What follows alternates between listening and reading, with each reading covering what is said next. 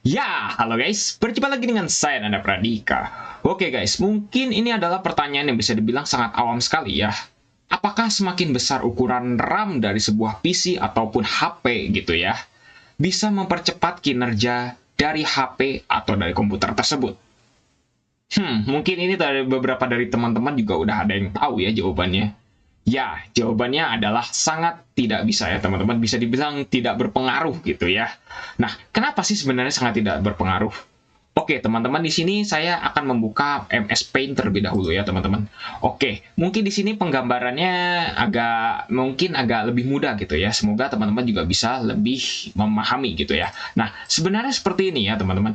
Kita ibaratkan RAM ini adalah sebuah lapangan bola ya, atau bisa dibilang seperti lapangan futsal lah ya, dengan berbagai tempat duduknya dan lain sebagainya. Nah, di sini adalah lapangannya. Nah, ini adalah tempat futsal, ibaratnya yang di garis luar kotak luar ini adalah tempat futsalnya. Dan di kotak dalam ini adalah lapangannya. Kita ibaratkan seperti itu ya, teman-teman. Dan di sini adalah garis daripada penontonnya ya, bisa dibilang gitu, penonton semua gitu ya.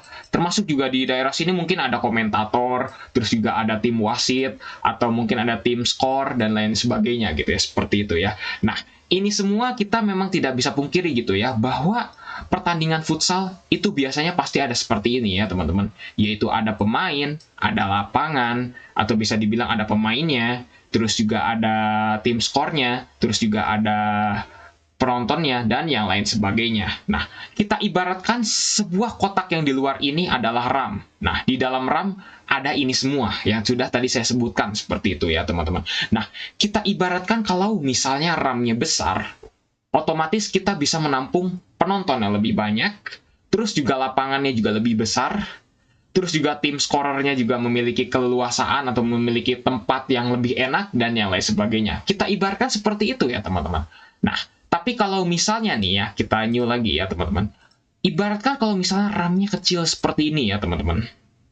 Otomatis lapangannya juga akan semakin kecil, bener kan ya teman-teman?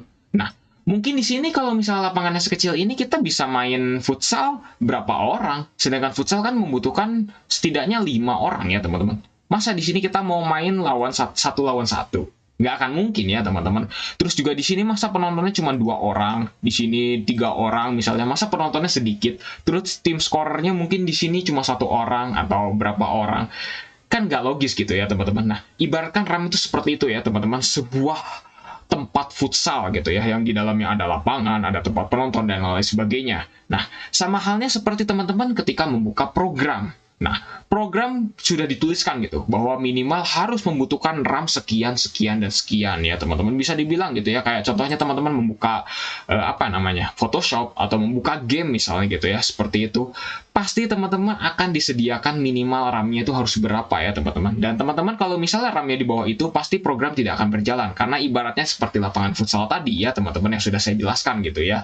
Nah, kenapa kok teman-teman juga dalam suatu program, padahal hanya menjalankan satu program loh teman-teman, tapi kok teman-teman dalam menjalankan satu program itu harus ini ya teman-teman, harus membutuhkan RAM yang besar juga. Nah, apakah teman-teman sering membuka harddisk C teman-teman? Misalnya kebuka ke program file saya di sini. Nah, di sini ada aplikasi, misalnya kita buka saja di sini adalah Photoscape ya teman-teman, misalnya saya buka Photoscape. Nah, ketika kita buka Photoscape ya, pasti kita akan membuka yang exe ini. Tapi teman-teman pasti menghiraukan file-file yang lain. Bisa dibilang kayak gitu ya. Padahal dalam menjalankan sebuah program, file exe ini tidak bisa berdiri secara tunggal, teman-teman. Tapi file dari exe ini, Photoscape ini juga memerlukan file-file yang lain. Seperti contohnya MS-VCR ini, terus juga yang di atas ini, GDI+, dan yang lain sebagainya. Termasuk yang ada di dalam folder ini. Nah, kita ibaratkan Photoscape ini adalah pemain futsalnya. Nah, yang DLL ini kita ibaratkan sebagai penontonnya. Nah, untuk yang di folder ini kita ibaratkan sebagai bolanya, sebagai gawangnya, sebagai tiangnya, dan yang lain sebagainya. Jadi seperti itu, teman-teman. Jadi sebenarnya kita kalau menjalankan sebuah program itu tidak hanya berdiri tunggal exe-nya saja, teman-teman. Tapi kita juga menjalankan yang lain-lainnya. Seperti itu ya, teman-teman. Nah, bagaimana kalau misalnya teman-teman menjalankan 2 program? Ya, otomatis teman-teman juga akan menjalankan dua program tersebut ya secara akumulasi bisa dibilang teman-teman kayak memainkan dua pertandingan futsal dalam satu gedung yang gede sekali. Oh, berarti itu gedungnya gede banget ya. Jadi makanya kalau semakin besar RAM, maka ibaratnya gedung futsal teman-teman semakin besar. Nah, di dalam gedung futsal tersebut terdapat banyak lapangan dan juga banyak tempat penonton. Nah, ibaratkan RAM itu seperti itu ya teman-teman. Jadi sebenarnya RAM itu tidak berpengaruh kepada pemrosesan atau performa dari komputer teman-teman. Kecuali dalam RAM ini ada yang disebut dengan speed ya teman-teman. Di sini ada speed 1600 MHz misalnya ya. Di sini adalah DDR3. Nah, kalau DDR4 bisa sampai 3200 MHz seperti itu ya teman-teman. Nah, disinilah justru yang menentukan kecepatan dari RAM teman-teman. Bisa juga dari CL-nya atau dari clock timing-nya dan yang lain sebagainya. Terus dari jumlah rank-nya dan lain sebagainya, itu juga memang sangat berpengaruh. Tapi hal itu akan kita bahas secara nanti ya teman-teman. Di sini akan secara kasarnya terlebih dahulu lah ya.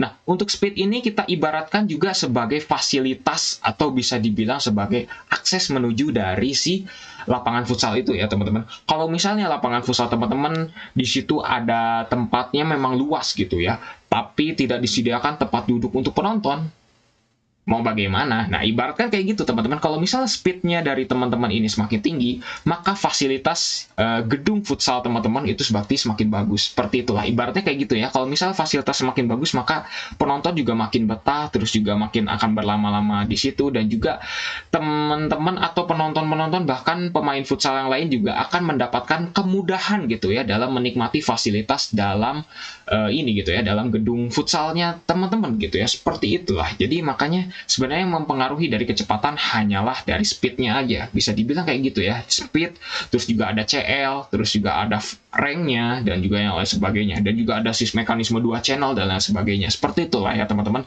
Itu nanti akan kita bahas lagi di video yang lainnya ya teman-teman. Semoga penjelasan kali ini ya secara awam gitu ya. Semoga teman-teman juga bisa mengerti dan juga bisa paham bahwa RAM sebenarnya jumlah RAM atau besarnya RAM gitu ya tidak mempengaruhi sama sekali gitu ya daripada performa komputer teman-teman, kecuali dari clock-nya, terus dari yang CL-nya yang tadi yang sudah saya bahas ya, kecuali dari yang itu ya teman-teman. Oke teman-teman, mungkin cukup sekian untuk penjelasan kali ini. Jangan lupa subscribe dan juga share video ini jika bermanfaat. Bantu channel ini juga agar bisa berkembang ya teman-teman. Kalau misalnya teman-teman juga tertarik dengan dunia game atau dunia apa ya, bisa dibilang ya game PC gitu ya teman-teman, ataupun game Android atau game apapun, semua itu game ya, teman-teman juga bisa ikuti channel saya mengenai permainan game gitu ya. Di deskripsi teman-teman bisa cek aja gitu ya. Ya di situ saya juga menyediakan game-game yang insya Allah ya bisa juga sangat inilah ya, sangat seru gitu ya teman-teman, seperti itu. Oke guys, mungkin cukup sekian penjelasan dari saya Nanda Pradika. See you next time.